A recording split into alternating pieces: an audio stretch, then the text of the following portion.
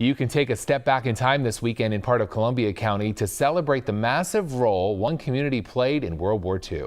Newswatch 16's Elizabeth Worthington gives us a preview of what to expect at Berwick's World War II weekend.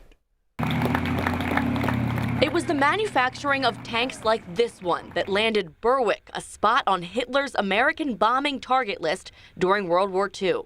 The industrial plant housed in this small borough cranked out more than 15,000 of these Stuart tanks.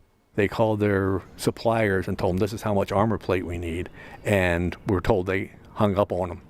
So they built their own furnaces and they made their own armor plate, and by the end of World War II they were the largest producer of armor plate in the United States. That's a history Tom McLaughlin is proud of, and it's why he fought hard to bring this tank back home to Berwick, finally succeeding in 2016.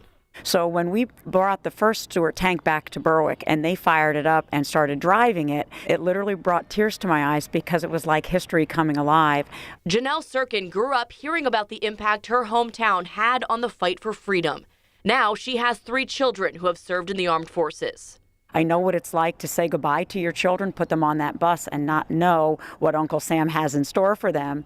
And back during World War II, the conditions were even worse. That's why she works with the Stuart Tank Memorial Association to keep World War II history alive, especially in Berwick, where more than 9,000 people came from all over northeastern PA to work on these tanks at the American Car and Foundry plant. Almost everyone in this community has had some family member that has worked at the ACF during the Second World War or had family members who were in the service during the war. And you can get an up-close look at 2 of these Stuart tanks this weekend at Test Track Park as part of Berwick's 5th annual World War II weekend.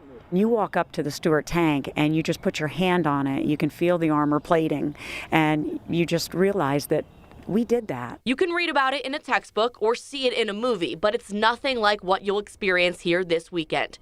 Adam Hartzell is one of the actors recreating the invasion of southern France during the war. We're going to have foxhole positions in the woods here.